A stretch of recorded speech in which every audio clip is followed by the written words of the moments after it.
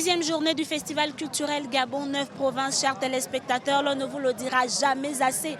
Nous sommes toujours du côté du boulevard Jean-Paul II dans le 2e arrondissement de la capitale gabonaise et c'est le G6, j'ai cité le Goué-Vindo qui est donc à l'honneur. Nous voyons justement que les ministres originaires de cette province sont en train de visiter les stands et faire le tour des danses traditionnelles de leur province. Nous allons recueillir dans quelques instants l'avis de l'initiateur de ce festival, celui qui a concrétisé même la vision du chef de l'État, M. Alain-Claude Bilé-Bizé.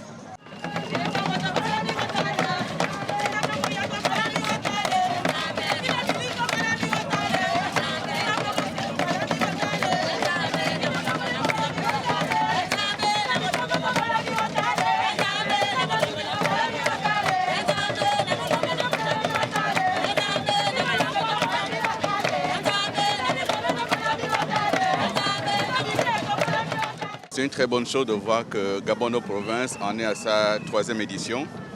C'est un effort fait par le gouvernement avec le soutien du chef de l'État. Et il nous faut féliciter notre collègue en charge de la culture d'avoir maintenu Gabon 9 provinces. D'abord, on est venu avec le ministre Rigobert Ikamboya pour soutenir les artistes et groupes socio-culturels, le groupe de danse venu de Goué-Vindo. Et on voit bien que les Gabonais ont adhéré à cette fête. Et ça devient leur fête à eux. Et je crois que nous, autorités, on aura beaucoup de mal à ne pas perpétuer Gabon 9 provinces.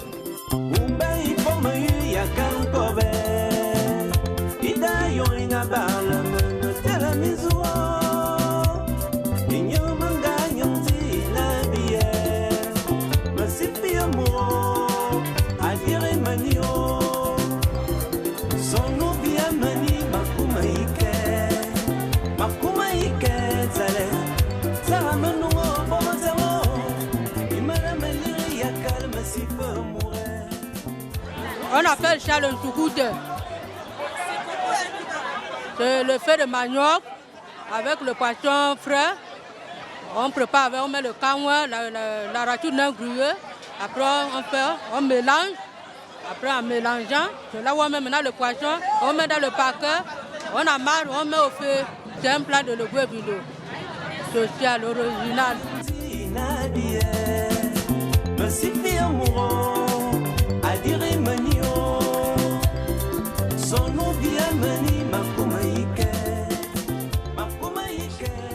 Gabon 9 provinces, c'est également le conte, c'est également l'art oratoire, c'est également le mbanja et tout ce qui va avec.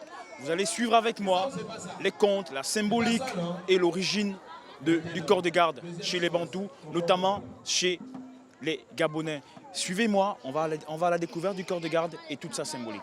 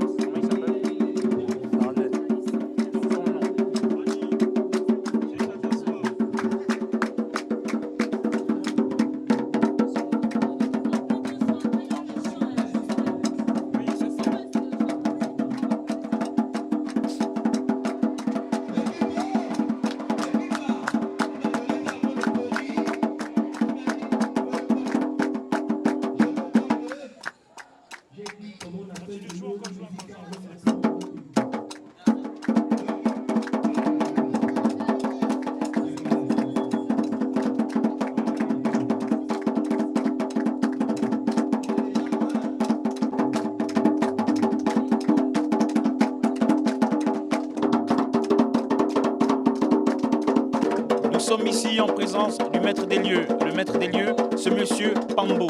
C'est lui qui va nous donner toute la symbolique de l'endroit dans lequel nous nous trouvons.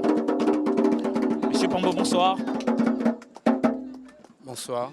peut-on avoir la symbolique, l'originalité ou encore l'origine de l'endroit dans lequel nous nous trouvons? Pour répondre à cette question, d'abord, il faudrait comprendre que déjà le corps de garde au départ, comme vous pouvez le voir déjà qu'il est situé en ville, c'est quelque chose qu'on retrouve normalement dans nos villages déjà. Et le corps de garde est un endroit déjà sacré, s'il faut dire, où en temps normal, un endroit réservé typiquement d'abord aux hommes. D'abord, c'était les hommes qui étaient en droit de pouvoir séjourner dans un corps de garde, de jour comme de nuit. Voilà. Ils avaient le droit de résider de jour comme de nuit à l'intérieur. Et c'était cet endroit-là où tous les problèmes du village étaient, on va dire quoi, résolus. Voilà. On prenait des décisions dans un corps de garde. On prenait, lors des mariages par exemple, ou des décès ou des naissances des jumeaux, c'était dans un corps de garde, comme le tribunal qu'on peut avoir aujourd'hui. Même lorsqu'on soignait des malades, voilà, on le faisait dans un corps de garde. Mais qu'est-ce qui fait aujourd'hui en sorte que le corps de garde ne soit qu'un endroit réservé aux hommes? Pourquoi pas les femmes? Qu'est-ce qui exclut les femmes du corps de garde? Bon, déjà, il faut comprendre que ce n'est pas que les femmes sont exclues du corps de garde. Voilà. C'est vrai qu'il est d'abord pour les hommes, oui, mais les femmes peuvent entrer à des moments alors là spécifiques. Voilà.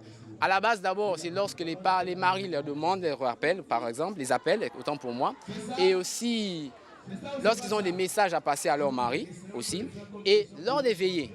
Voilà. Ce sont à ces périodes-là où on pouvait voir communément, on va dire, les femmes en plein temps dans un corps de garde. Voilà. Donc, lors des veillées d'initiation, lors des veillées de Bouiti, par exemple, où nous pouvons avoir les hommes d'un côté et les femmes de l'autre côté. Donc, les hommes du côté, comme la manière dont je suis assis, les hommes du côté gauche et les femmes du côté droit.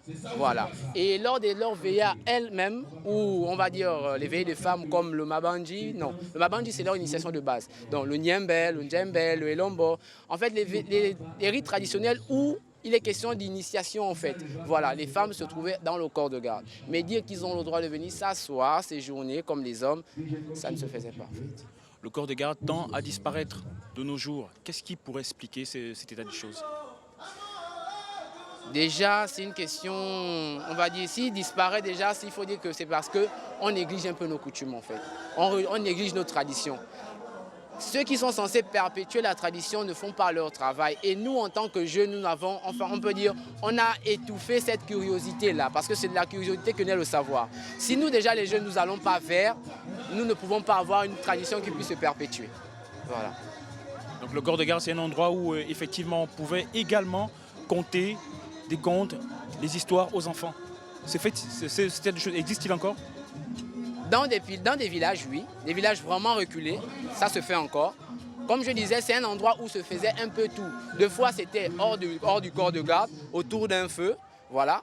Mais il y a d'autres aussi, il y a des moments où on pouvait aussi le faire dans un corps de garde, justement. Voilà. C'est l'endroit qui, en fait, déjà que c'était un endroit qui tenait chaud lorsqu'il faisait froid. Et quand on allume un feu, autour du feu, justement, on pouvait justement pouvoir raconter aussi. Vous comme moi, on vient de découvrir tout sur le corps de garde, la symbolique et ce à quoi renvoie le corps de garde culturellement et son état dans le monde moderne. Il serait bien que le corps de garde retrouve sa place dans la culture gabonaise et dans la culture africaine.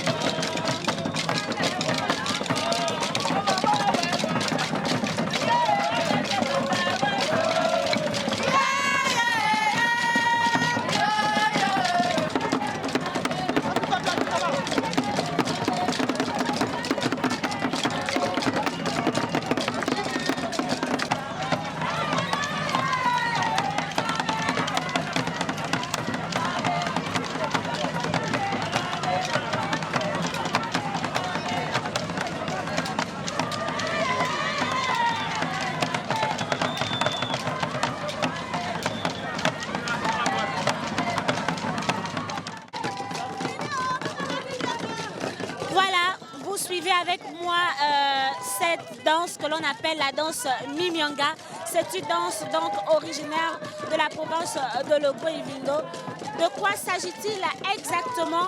Dans quelques instants, je serai en compagnie donc de la responsable. Madame, bonsoir. Bonsoir.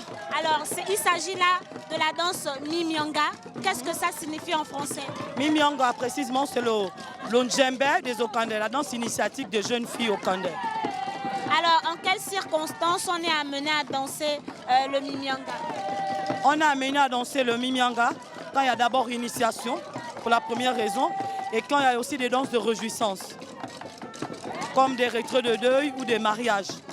Alors, est-ce que ceux qui ne sont pas originaires de la province de Logbo-Ivindo peuvent s'initier et danser le Mimianga? Peut-on retrouver des fonds, par exemple, ou des mienais s'initier et danser le Mimianga? Merci d'abord de la question. Mais dans le cas des Okandais, les gens qui ne sont pas Okandais peuvent danser avec nous dehors quand c'est une danse de réjouissance. Mais entrer dans la maison des femmes du Ndjembe, quand tu n'es pas initié, quand tu n'es pas Okandais, tu ne peux pas. Donc tu ne peux danser avec nous, fêter avec nous que quand on danse à l'extérieur. Comme présentement? Comme présentement, tout le monde peut danser avec nous, se réjouir avec nous. Merci. Merci à vous aussi.